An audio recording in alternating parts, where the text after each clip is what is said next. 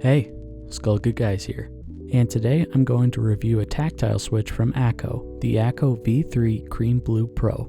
As always so far with this channel, I am not being sponsored by Akko. I purchased these switches with my hard-earned money, and I'm going to give you a full and honest review. Hope you enjoy the review. Remember to like the video, subscribe, and turn on the bell notification so that you don't miss an upload.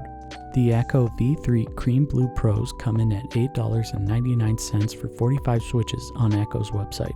All the switches come in a very nice box with a protective plastic covering, that way your switches won't get damaged or have their pins bent during transit. Seriously, why can't more switch manufacturers do this? I mean, it's so professional that you could easily mistake these budget switches for like premium ones.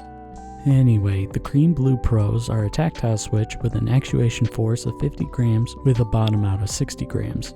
They all have a pre-travel of 2.25 millimeters and a bottom out of 3.3 millimeters. All with a tactile position of 0.5 millimeters, which adds an additional 5 grams of actuation force. The Cream Blue Pros come with a dustproof stem, which significantly reduces dust buildup underneath keycaps. It also provides additional stem support when typing. Here's some pictures of the switch deconstructed. Feel free to pause the video. The tactile bump in the stem is very pronounced and a little rounded. The stems are long poles, so they make the switch bottom out faster, as well as provide a more clacky sound. The Cream Blue Pros come with a 5-pin connection, which reduces stem wobble during intense typing sessions. The Cream Blue Pros are very light for typing and give noticeable feedback for every press. I'd say it's a blend of the Cherry MX Brown and the Glorious Panda in terms of tactile feel. I never really had any issues in terms of bottoming out the switches like I would with other light switches, such as the Cherry MX Red for example. For gaming, I'd say that these switches don't really do anything that stands out. The pre-travel is around on par with other tactile switches, so I'd say you won't be getting any speed advantages while gaming. Though the shorter bottom out is beneficial for rapid key presses for non-FPS games, although that can be easily done with a pair of nail clippers or wire cutters.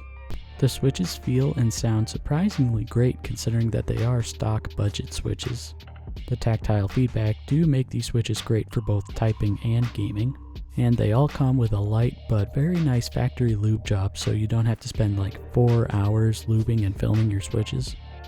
A major problem I had with these switches is that when you use one for your spacebar, it will simply not return up sometimes. That is in part due to the lightweight of the switch itself, which resulted in me having to use the spring of an MX Clear to make it properly return up.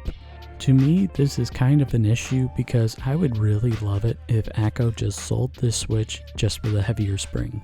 Sort of like how there's the Kalebox Navy and the Kalebox Jade, being essentially the same type of switch just with differently weighted springs.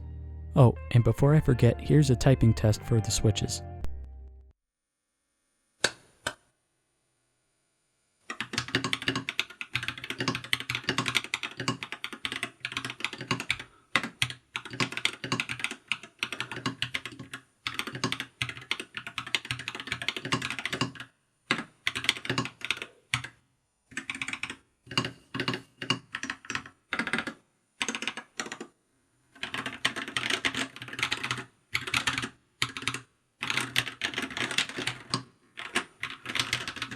Overall, I'd say that the Akko V3 Cream Blue Pro switch is a solid addition to any mechanical keyboard fanatics collection, or just for anyone who wants a good sounding budget tactile that doesn't need to be lubed. Be sure to make your bed, eat a vegetable, and I'll see you all next time.